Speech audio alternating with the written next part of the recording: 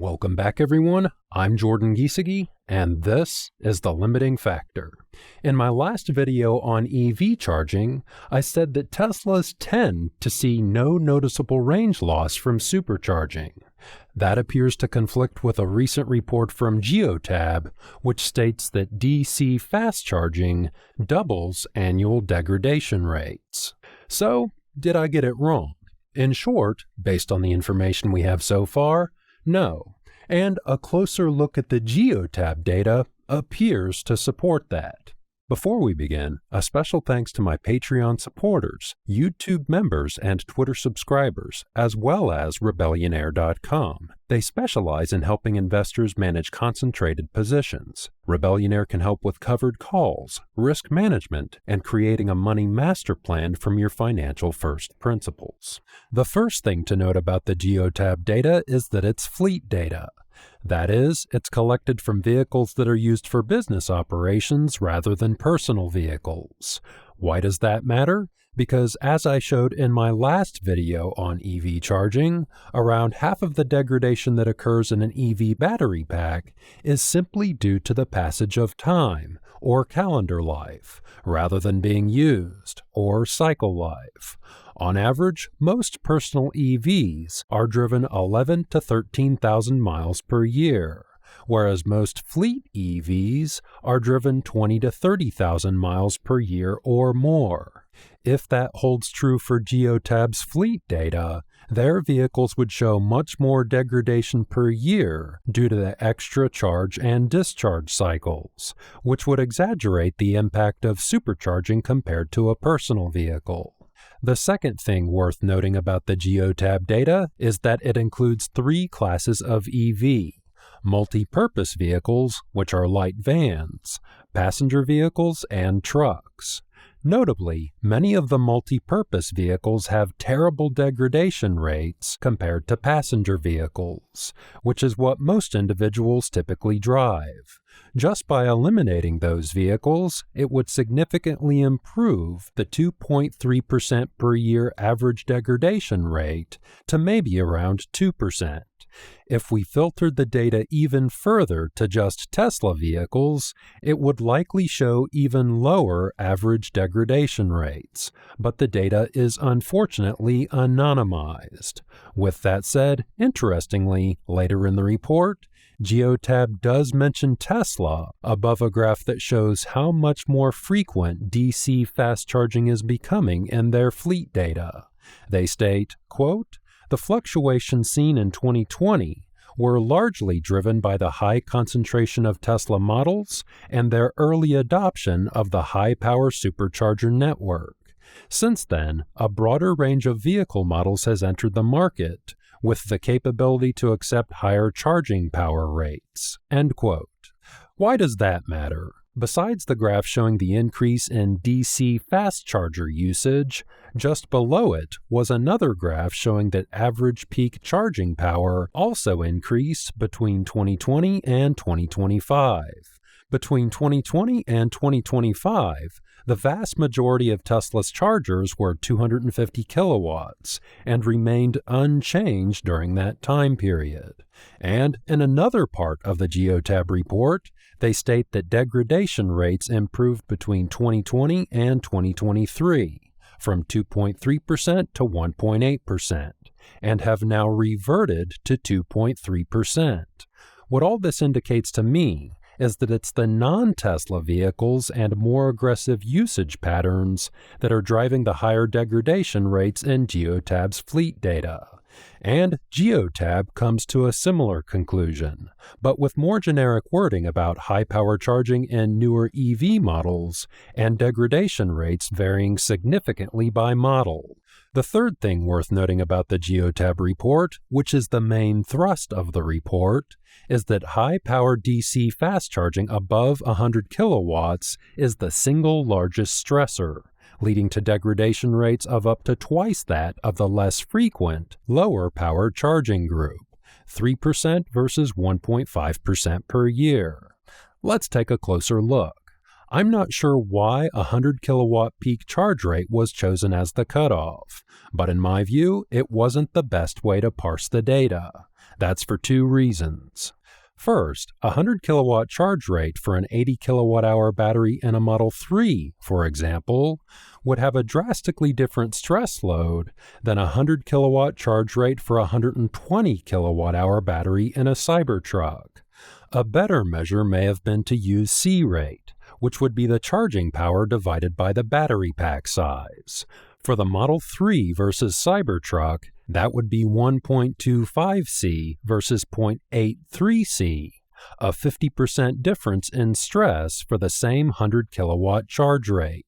By picking a C rate, such as 1C, that would have eliminated any bias in the data for or against larger and smaller battery pack sizes by using an equivalent charge rate for each battery pack. Second, EV makers design the charging curve of their vehicles to balance charging speed and longevity. The reason you see different charge rates at different states of charge is because the battery cells are capable of absorbing more power at lower states of charge and less power at higher states of charge. That's primarily because at the molecular level, the anode is filling up with lithium, and there are fewer available slots for additional lithium to slide into, creating a kind of traffic jam.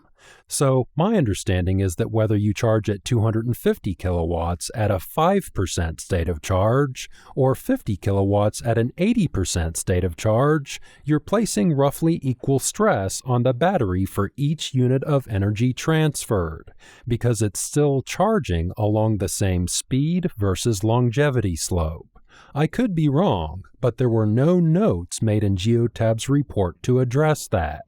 In order to tease that out, Geotab could pull data for one vehicle model and trim at a time, and compare how they perform at different states of charge and at different charging power levels.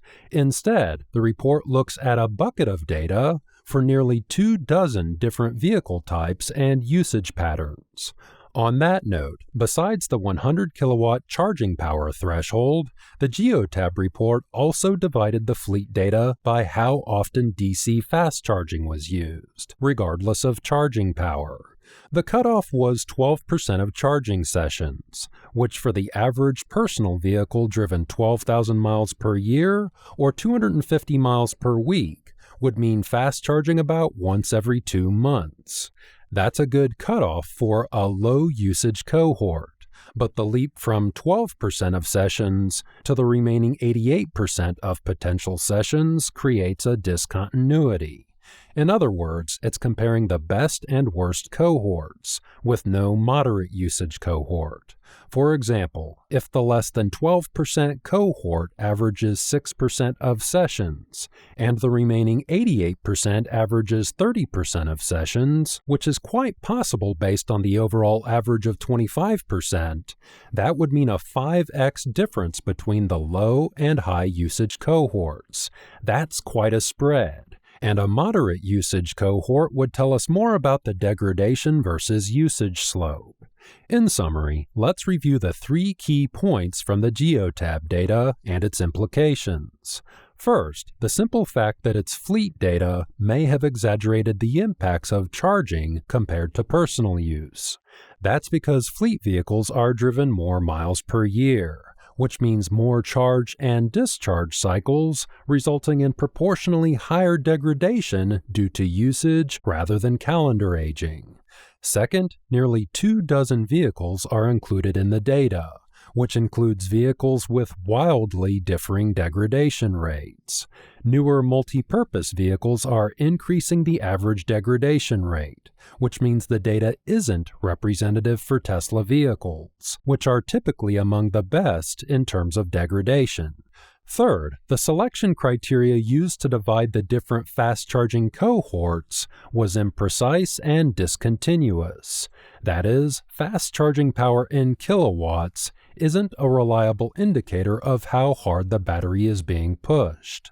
And in terms of fast charging frequency, it was comparing the most stressful use cases to the least stressful, which likely exaggerated the results. To be clear, Geotab provided very useful information in this report. but it's important to understand the context and the audience it was designed for, which is very different from the context and audience that would be watching this video. Geotab is correct that across all vehicles and all use cases, that fast charging does accelerate degradation. That's important if you're managing a fleet of vehicles, but if your EV is for personal use, with average use patterns, and if you select a good quality passenger vehicle, it all but eliminates the effect of supercharging. That's why in the last video I stressed the importance of selecting a vehicle with a good track record, and showed this graph from Recurrent. Recurrent aggregates charging data from Tesla owners, and that includes not only individual owners, but also company-owned vehicles. As you can see, there's a small but negligible impact from supercharging during the first 3 years of ownership. Here's their data in more detail and over a time period of about 3 times longer, around 8 years. But rather than using state of charge, the graph instead compares the ratio of real-world range to EPA range. The infrequent fast chargers in blue fast charged less than 30% of the time, while the frequent fast chargers in orange fast charged more than 70% of the time. The area in orange for frequent fast charging has much greater variability because it only contained 344 out of the 13,000 total vehicles, less than 3%, so the data is less smooth. But overall, the degradation is similar because the blue and orange areas mostly overlap. The orange area for frequent fast charging tends to drop slightly lower, but it's a fraction of the total variability. How is Tesla able to achieve such similar degradation despite massively different supercharger usage? In short, good data, good thermal management, high-quality materials, and probably most importantly, they don't design the charging curve of their vehicles to achieve blistering charging speeds, and instead focus on longevity. That is, if Tesla wanted to, they could provide higher charging speeds tomorrow with a software update, but longevity would suffer, so they don't. That's not to say EV and battery makers can't increase charging speed without additional degradation. But caveat emptor, if an EV maker claims amazing charging speeds and longevity is important to you, it's worth waiting to purchase their vehicle until the data starts coming in. That's the only way to know how much of the charging speed increase was from a genuine technology improvement or by tweaking the charging curve to favor power over longevity. And that's one of the main points of the Geotab report.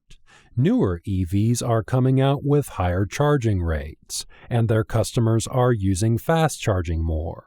As a result, degradation rates are increasing.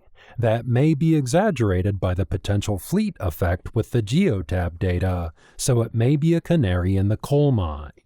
As for specific advice on how to extend the life of your EV battery, whether it's a Tesla or not, I highly recommend watching my last video on EV charging.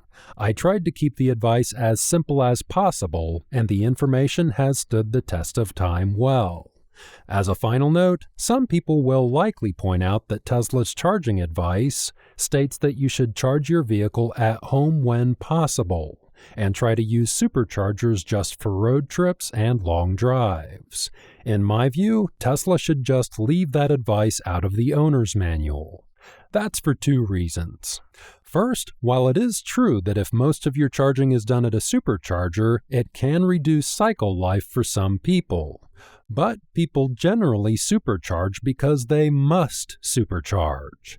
That's because they're either on a road trip or they don't have a supercharger at their home or apartment. Outside of those 2 situations, people don't typically supercharge because it's expensive and inconvenient compared to charging at home. That is, what's the cohort of people that don't have to supercharge but are opting to anyways? I imagine it's nearly non-existent. Second, it's often the people that drive the most that use superchargers the most, which counterintuitively may mean they end up getting more miles out of their vehicle than a typical EV owner. That's because driving more miles per year means they'll be experiencing less calendar life degradation and replacing it with cycle life degradation instead. In other words, they may be just trading one type of degradation for another, and it's not an actual loss in utility. To tease that out, it would be great to see Geotab provide data not just for degradation per year, but also degradation per 10,000 miles for different vehicle types and use cases. Either way, if my assumptions are correct, the supercharger advice in Tesla's owner's manual may be creating some undue anxiety without providing any tangible benefit to customers. As always, please consider supporting the channel with the links in the description, which now also includes a referral link for Signature Solar. If you use that link to purchase home battery or solar equipment, it nets me a small percent-based credit, but that can add up on a large purchase and it really helps the channel.